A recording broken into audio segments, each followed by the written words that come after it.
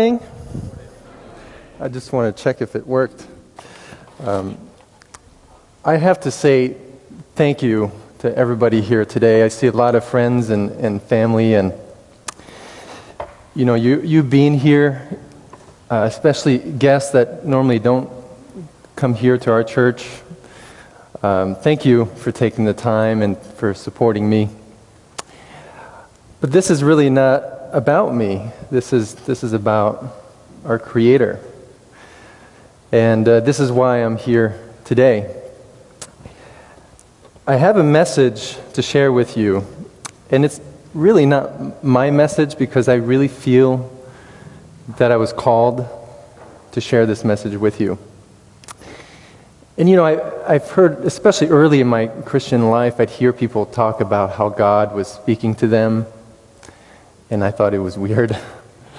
Like, you mean He told you to buy this house and to sell that car, to take that job? And I always wondered, so what is it like when God speaks to you? And I don't know what it's like when He speaks to you guys. But about a month ago, I was driving on the highway, and I had this thought, this idea just downloaded into my brain that I had to preach. And I wasn't really comfortable with the idea. I'm nervous typically when I speak in front of people, and I already work 6 days a week. I didn't need another job or another thing to do. There just wasn't any time for it. But I couldn't shake it. And at the same time, this whole sermon came to me, and I dictated it in my phone as I was driving. So I didn't type it, I dictated it. Because you shouldn't, text and drive.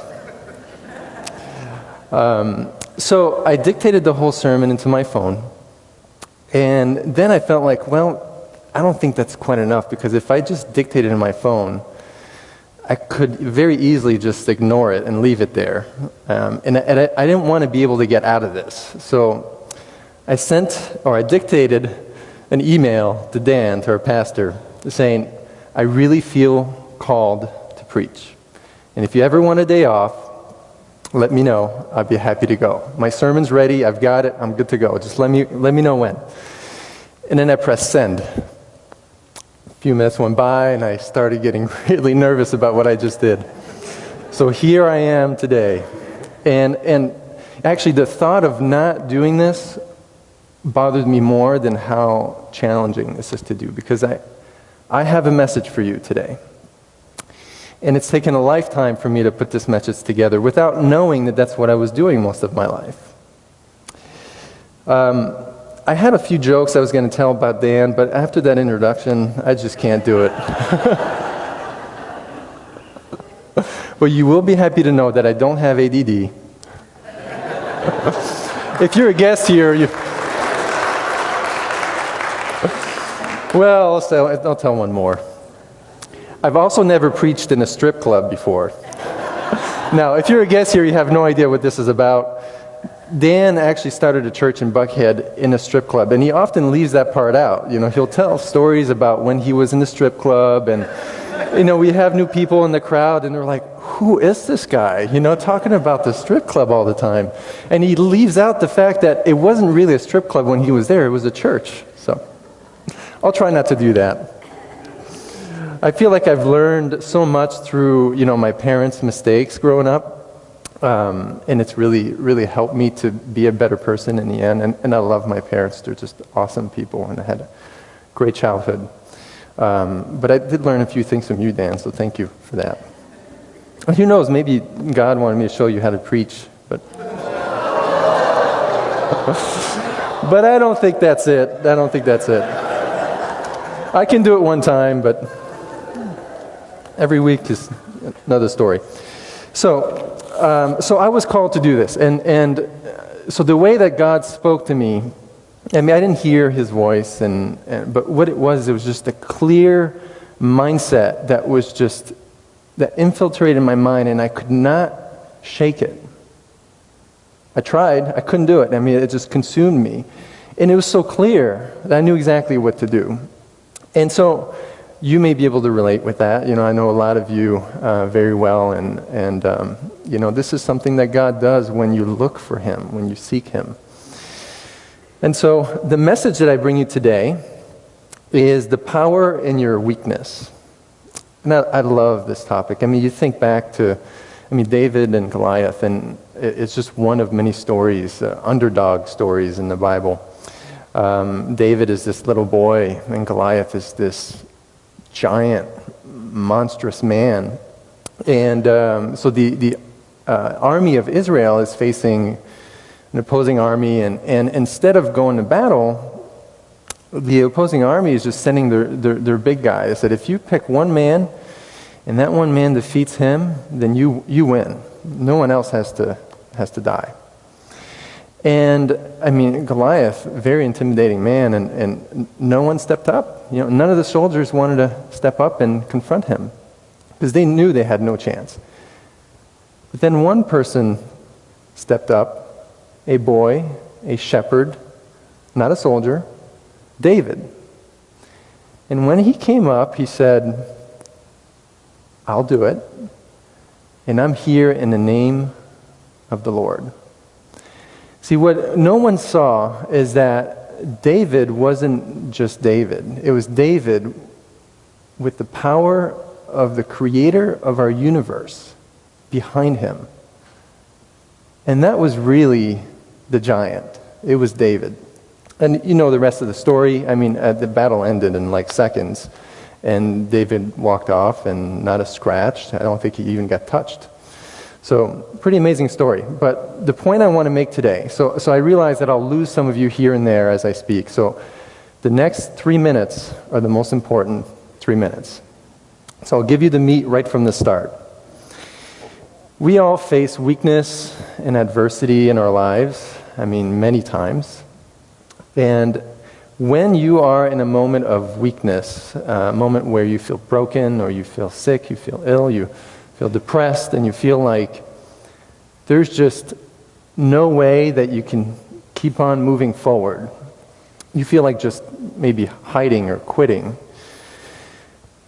Recondition your mind to think that you have an opportunity. In a moment of weakness, think opportunity. You have the opportunity for God to empower you to do something much greater than you.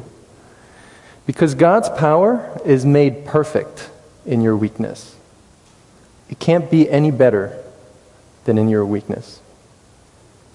That's it. You can sleep now.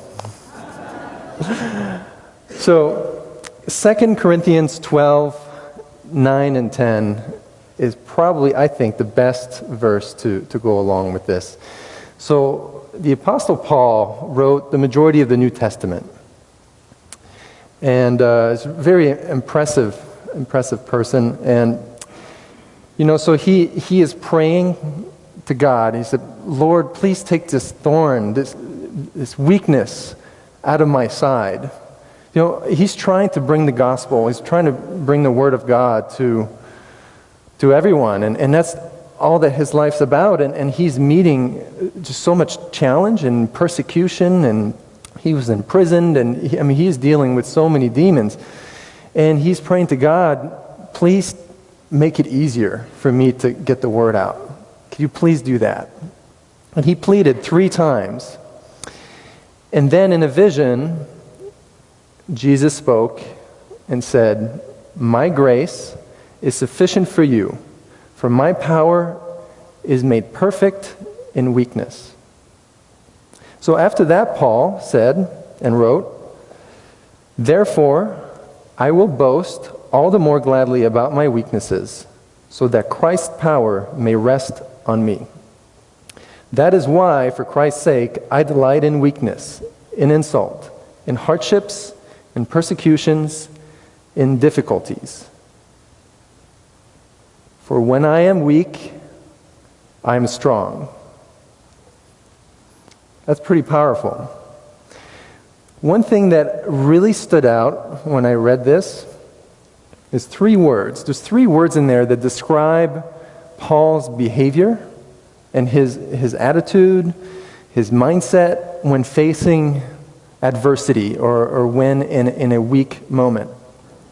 The first word is boast.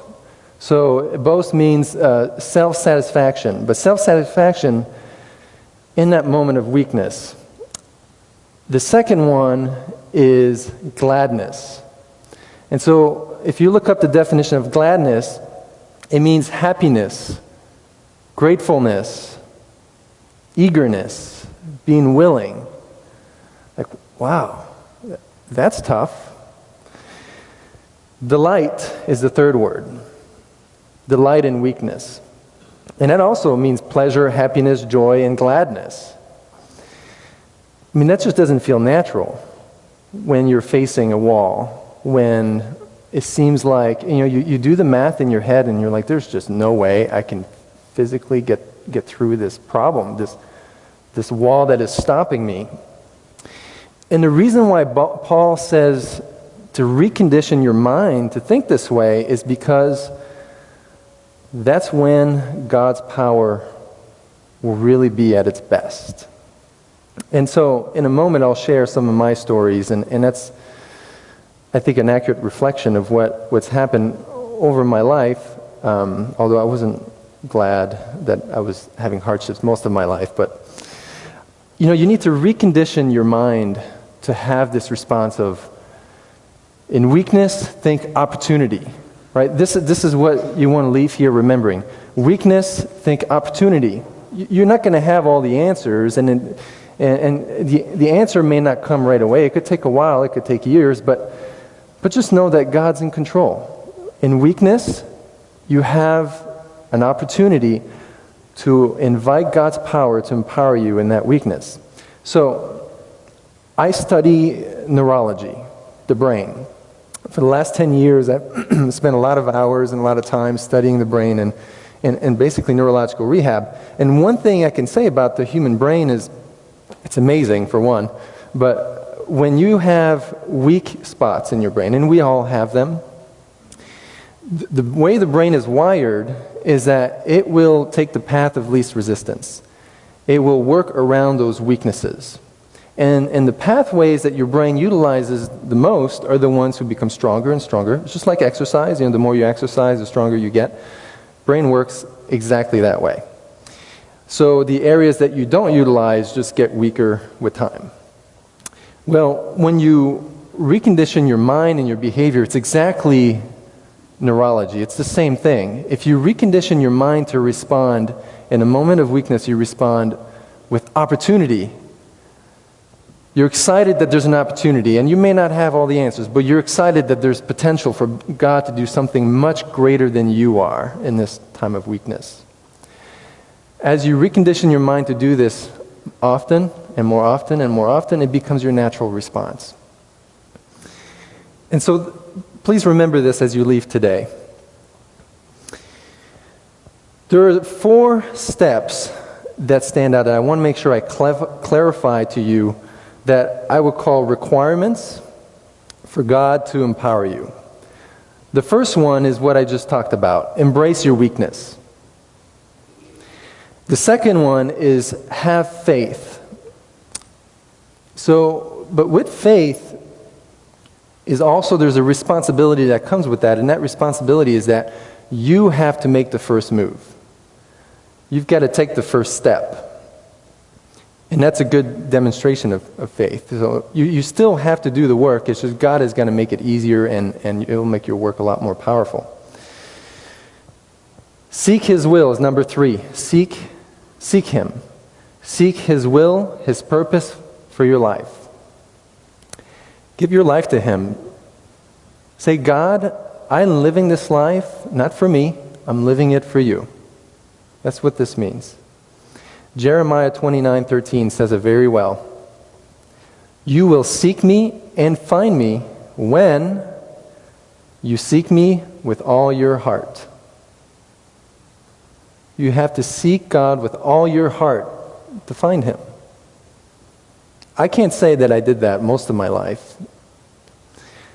But when I did, it was just amazing to see God's work through all the people around me, and I know you can relate to this, when you're in that moment where you're the closest to God, His movements become very clear to you. And that's just such an awesome place to be. So 1 was embrace your weakness. 2, have faith. 3, seek Him. Seek His will for your life. 4, give Him the credit.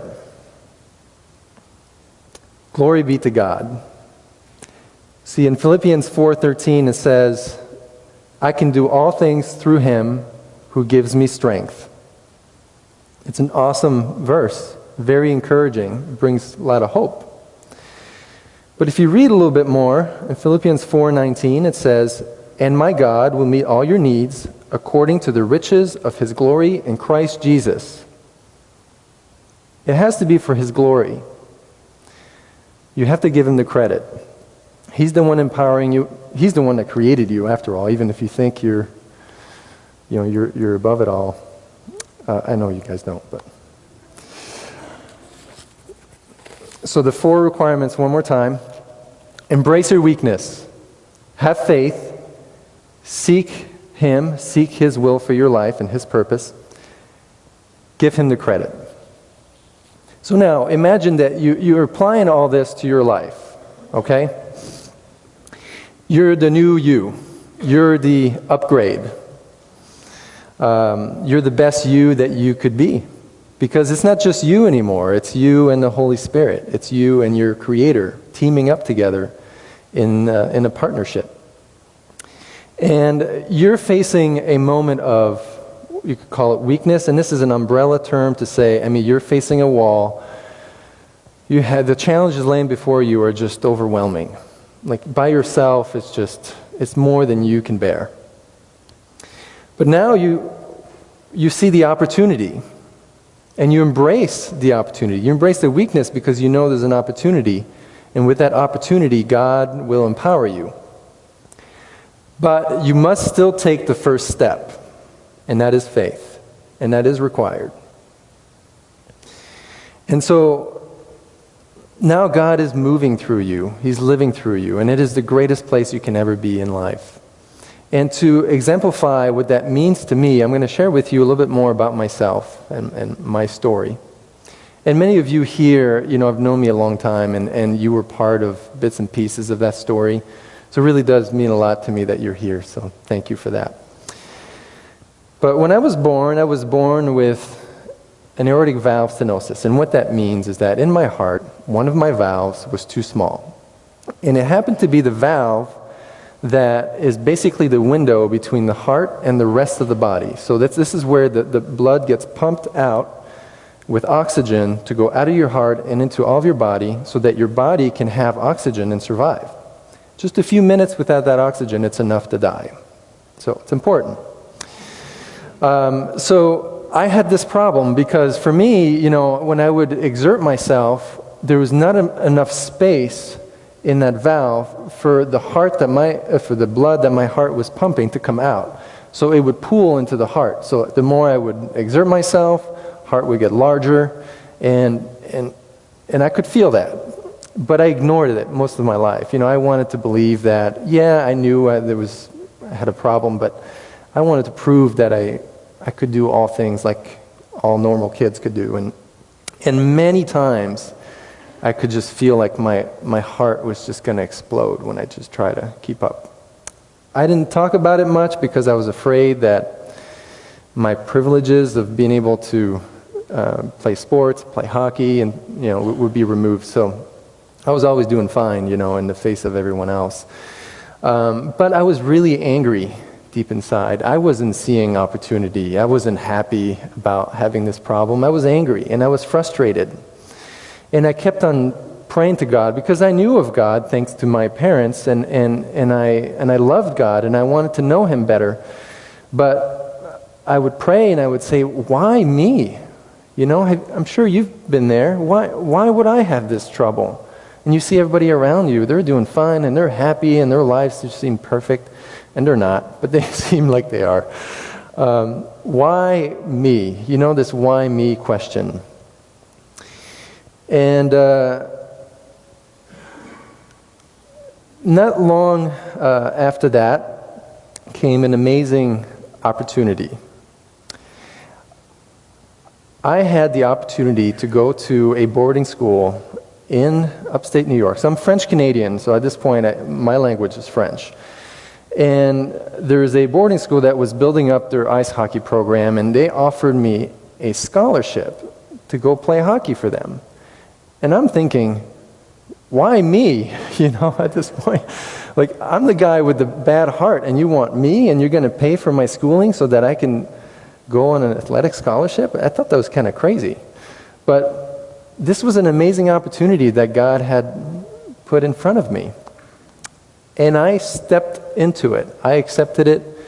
I was afraid and I was worried about it, but I gladly took it because I wanted to be normal, and that's what normal kids did. They took opportunities like that. But, you know, with that came tremendous challenges. It was not long after my first year there that my doctor, my cardiologist said, it's time for us to operate on you because you can't go on much longer with this. And I tell you, that first year on this athletic scholarship and all the pressure that I put on myself, I mean, I came really close to having multiple heart attacks. I mean, to the point where I was too weak to even walk back to my own dorm room, and I would just find a dark hallway. I didn't want anyone to know this. You know, I didn't want to reveal my weakness, and I mean, I just wanted to be seen as, you know, the athlete, you know. So I would hide this. I never told anybody. And so, but God had a plan. I had open heart surgery shortly after my first year in school there. And part of me is kind of hating this because, you know, this school is paying for my education, and I'm missing like the first third of that second year. I'm missing 90% of the hockey season. That's why I'm there, you know. And they're okay with it. They knew I had a heart problem, and they're not complaining, but I'm having problems with that. You know, it bothers me. My senior year was the third year there, and, you know, so surgery was successful with some complications. So still wasn't up to that normal level, but much better than anything I had ever experienced before. And now I can run, and now I can skate, and I don't really lose that stamina that I never had before. I could just go on and go on and go on. This is amazing. If this is what it's like to be able to exercise, you know, and I've been exercising, but it was always a struggle. So God created an amazing opportunity, and it gets better. So now college comes around.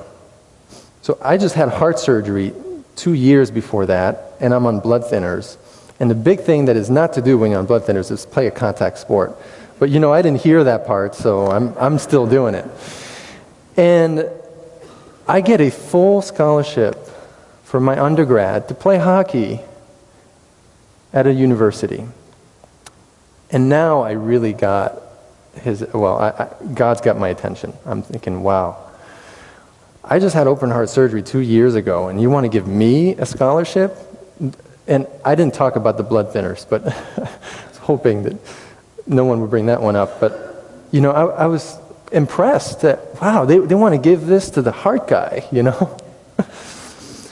So the team that I was on was an incredible team. I mean, we had 3 handicapped players on our team. It was me with the bad heart. There was one other guy only had one hand, and then another guy only had one lung. And the 3 of us were 3 of 9 offensive players on our team, and we were the most feared team in the league. We were hardly ever lost. We dominated the league, and in 5 years, we won 4 national championships. And this is not to give ourselves a pat on the back, but God has taken me through to this point. He has shown me that in weakness, with His power, amazing things can happen. And so each one of those 3 handicapped players, including myself, at some point in our college career were captains. So if you feel like you're in a moment of weakness, you feel like there's a brick wall in front of you and you just can't keep moving forward. I hope you're inspired by this story, because if God's behind you, He'll take you through the wall. It hurts a little when you get through it, but He'll take you through it. He doesn't take you around it, He takes you through it, and once you're on the other side, it's just the greatest thing in life. So, something else came up. I got married, most amazing person in the whole world, had a daughter, and another adversity. She was born and she had a stroke at birth. And we, in her first year, as she was maturing, we were realizing that there were some problems, and found out that she had a stroke at birth. And we're thinking of all the different ways that things could go wrong in the future. But we had an opportunity, and we handed it to God. And if you met her today, you would never know. I mean, some of you didn't even know, and you're wondering, like, what are you talking about? She had a stroke, and she looks normal, and she's just the greatest thing in the world. So, God does an amazing thing when you put your trust in Him, and when you put your life in Him. And so, things are good again. In 2012, another moment of adversity and challenge, and most of you were there right along my side and even praying for me when this came up. I was told again that I had to have another surgery, because the valve that I had from 15 or 16 years prior to that, from day one we knew there were some problems. It wasn't sealed properly, the valve was leaking, but what are you going to do? You're not going to go back in and do another surgery. It's working and it's better than it was, so we'll just leave it. But over time it got worse, and this was the time for me to go in and have it corrected. But now things are different. I'm married and I have a daughter, and it's not just me anymore, and I care more about being there for them than before. But they're also different because my mindset is different. At this point, I see the opportunity, and I pray to God and I tell Him, I'm all yours. I mean, I may not make it through this. I don't know what the outcome's going to be. Whatever the outcome, doesn't matter. God, I'm all yours. And use me. Use me in however way you want to use me, so that your will may be done for me in my life, so that I may carry forth your mission. That's truly where my whole heart was. And what He did is beyond amazing.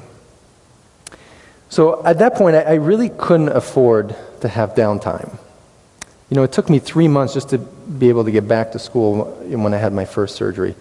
And I kind of had this brain fog and things like that afterwards, and it just wasn't feeling that great for a long time.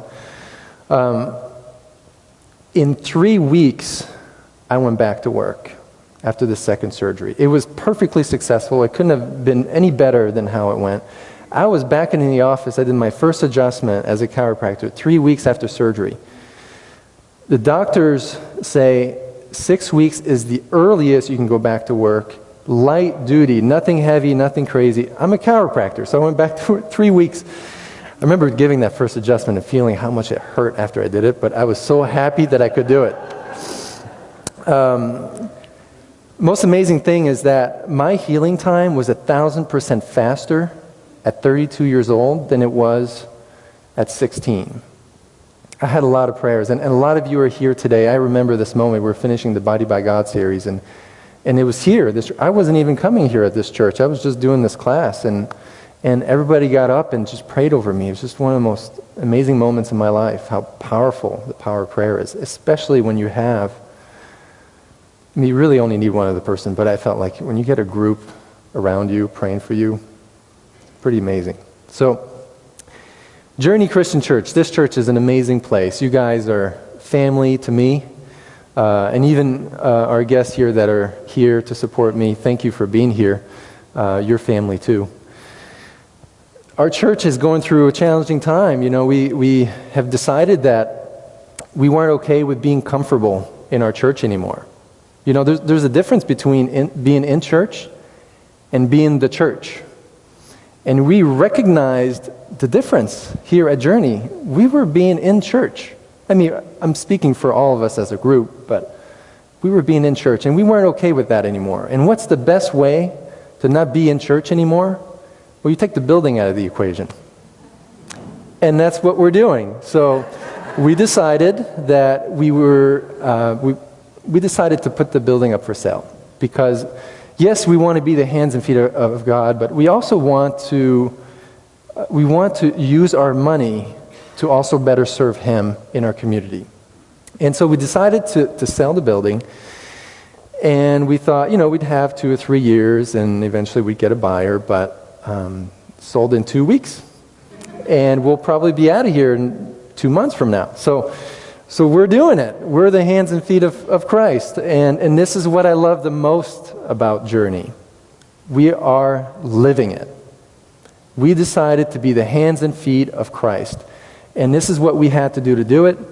And here we are. We are being the church, the way that it was meant to be. There's a time to be fed and there's a time to feed. It's our turn and our time to feed. There's a question that's come around quite a bit, through this transition, because Dan's been talking about this move and everybody knows about it. But the question that's been coming around, and I actually asked this question too, is how is Journey Christian Church going to be different? I mean, you wonder, we're selling the building, but are we just going to do the same thing in a new location? And what I would challenge you to do is, instead of asking that question, just rephrase your question. How can I help Journey Christian Church being better, being different, and truly serving our Lord? This is the right question.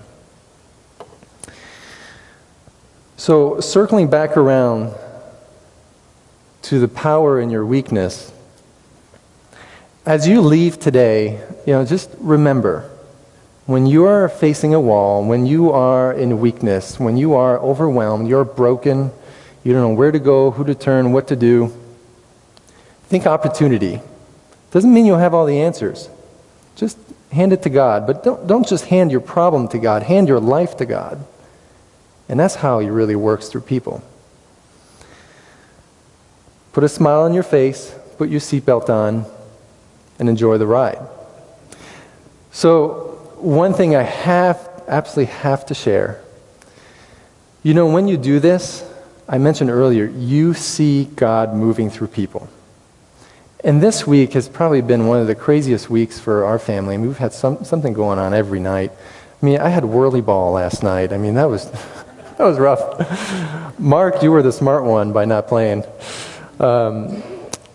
So Wednesday, I had this, I was invited to go to a Hawks game. I've never been to a professional basketball game.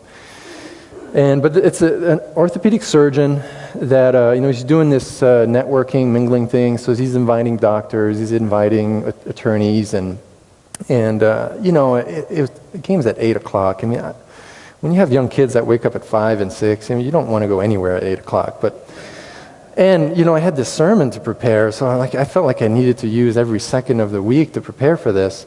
But anyway, I went anyway, and I didn't even see the game. I just talked to people, and as I was talking to the surgeon guy, he's talking about MMA and UFC fighting and all that, because that's something he's really into. And the last time I saw him was like 5 years before that. He invited me to his house to watch a UFC fight, and I mean, I don't know, I just couldn't get into it. I understand some people love it, and that's okay, but I just had a hard time. So that's where he took the conversation. I'm like, okay, yeah, sure. You've got a fight in Vegas you're going to, live fight? Okay, great, sounds good. And he's talking about going. Say, hey, do you want to go with me? I'm like, well, not really. I'm not really into it. I'm really more of a peaceful guy. I'm not into fighting. And so I took the conversation and just turned it around completely. And I said, oh, and by the way, I'm preaching on Sunday. I don't know, maybe hoping he might want to come or something like that. But he said, oh, that's awesome. He said, I got to preach once before. So I was at a funeral and the preacher never showed up, so I preached. So, like, wow, that's great. And then he said, oh, and also I wrote this poem for a patient. So when he was an intern, he was attending to a patient that had lung cancer. And this patient was dying of lung cancer. And she kept on saying, why me? Why am I going through this? I've never smoked in my life. Why do I have lung cancer? So it was, very, very sad moment. He wrote a poem for this patient. And he recited the poem to me, and I thought, well, that's amazing. Can you send that to me? And I thought, this is a busy guy. He probably had surgery the next morning. And Friday, his assistant secretary, and I'm not really sure what else, but she drove from Buckhead to my office this Friday to deliver the poem framed. And what it's called is Strength Through Adversity. See how God works? He just does amazing. I didn't plan this. I told Dan about it. He goes, oh, you've got to share this. I'm like, oh, okay, well, I guess I can. I felt like as I practiced the sermon, I was running way too long, but he said, oh, don't worry about it. I do it all the time.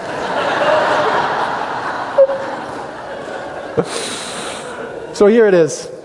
Strength through adversity. In times of hardship, in times gone wrong, I ask the Lord for the strength to go on. And when I cry or weep all night, I pray for courage or a ray of light. Fate deals the cards that we must play. No matter the hand, we can't say nay. Can I go on? How can I not falter when it seems that life has nothing to offer? But true strength is not holding back the tears. It is learning to go in spite of fears. And through it all, I will go on, not because I'm strong, but through faith in God. Have a great Sunday. Thank you for being here.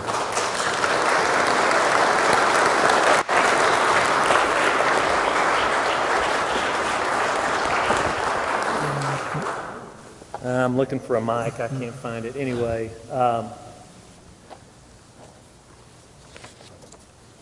awesome. And not the presentation. It was excellent.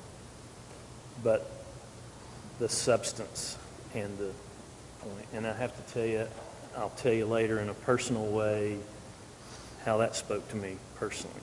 And raise your hand if it spoke to you personally. It was powerful. Thank you. Let's thank Cedrick again.